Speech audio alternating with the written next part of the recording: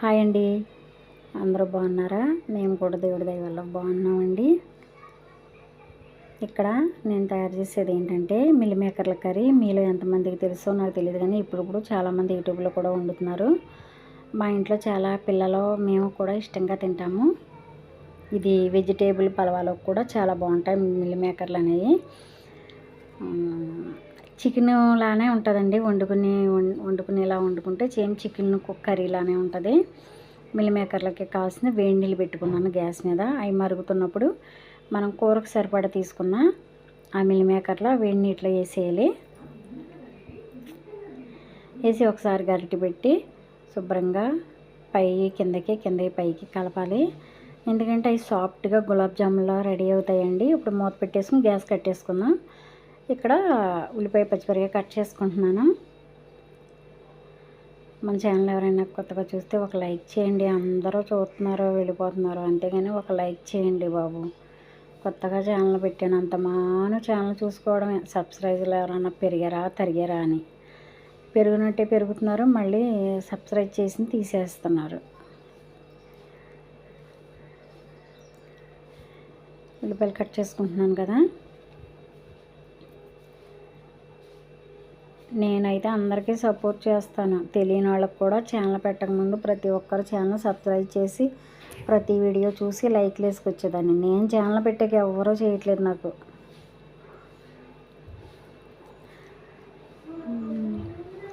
ఇక్కడ ఆయిల్ పోసుకున్నాం కదా గిన్నెలో. ఆయిల్ ఏంటి అలా ఉందనుకోకుండా, ఇది మన కోడిగుడ్లు వేపాను పొద్దుట. ఎక్కువ నూనె వేసేసాను బాగానే, అందుకు వడగట్టి గిన్నెలోకి తీసుకున్నాను. అంతే కదా, అలా ఉంది, అంతకంటే ఏం కాదు. కట్ చేసి పెట్టుకుని ఉల్లిపాయ పచ్చిమిరపకాయ అందులో వేసి ఒకసారి గరిటె పెట్టి అటు ఇటు కలబెట్టుకుందాం. పిల్లలు చాలా ఇష్టంగా తింటారు. మా పిల్లలు అడిగి మరీ వండమంటారు ఈ కర్రీ. పిల్లలతో పాటు నాకు కూడా ఇష్టమేనండి.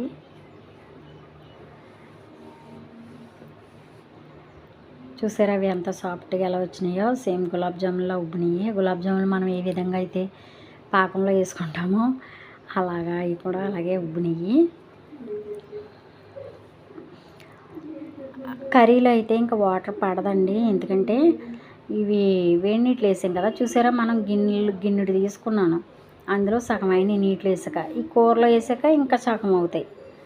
అందుకని మీరు ఎంతమంది ఉన్నారో చూసుకుని దానికి తగ్గ మిల్ మేకర్లు అనేది తీసుకోండి. అవి ముందు ఎక్కువగా అంతమూల తక్కువ తీసుకున్నారంటే కూరలో ఉడికిన తర్వాత ఎంత అవ్వదండి కర్రీ అనేది.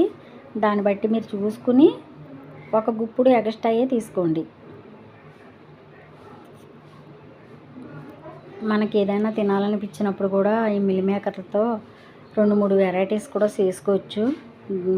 చక్కగా మసాలా వేసుకుని నూనెలో వేపుకుని అవి కూడా చేసుకోవచ్చు తినాలంటే. మిల్ మేకర్లతో చేసే వెరైటీస్ చాలా ఉన్నాయండి. నేనైతే ప్రస్తుతానికి కర్రీ చేస్తున్నాను.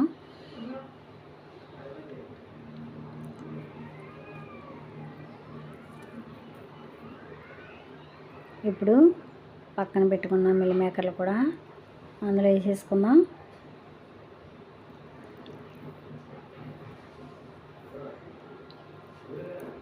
వేసుకున్నాం కదా, ఒకసారి అలా స్మూత్గా కలుపుకుందాం.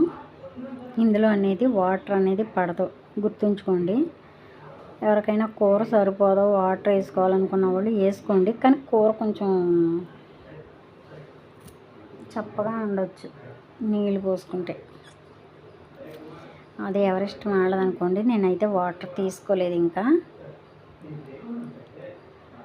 ఇప్పుడు తగినంత కారం, మేమైతే కొంచెం కారం ఎక్కువగానే తింటాము. కారం వేసుకున్నాం కదా, జస్ట్ అలాగా ఒకసారి కలుపుకుందాం. అసలు కూర అంటే చికెన్ని మించిపోయి ఉంటుందండి. చికెన్ కర్రీలానే ఉంటుంది, చాలా బాగుంటుంది. వండే విధానం అనేది కుదరాలి. ఇది వండే విధానం కుదిరితే టేస్ట్ అయితే ఎక్సలెంట్గా ఉంటుంది, ఎరగదీసేద్ది. మా పిల్లలైతే వారానికి ఒకసారైనా వండమని అడుగుతారు. ఇప్పుడు వాళ్ళే అడిగారు వండమ్మా అని. ఇప్పుడు 1 స్పూను చికెన్ మసాలా వేసుకున్నానండి.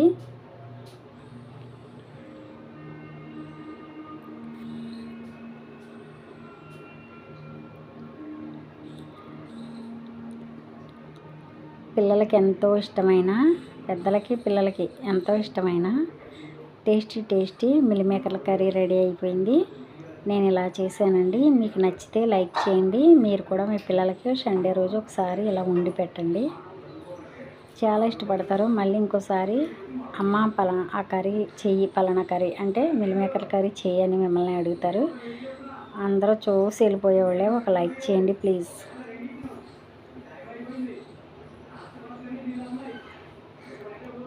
గిన్నెలోకి తీసుకుందాం. రెడీ.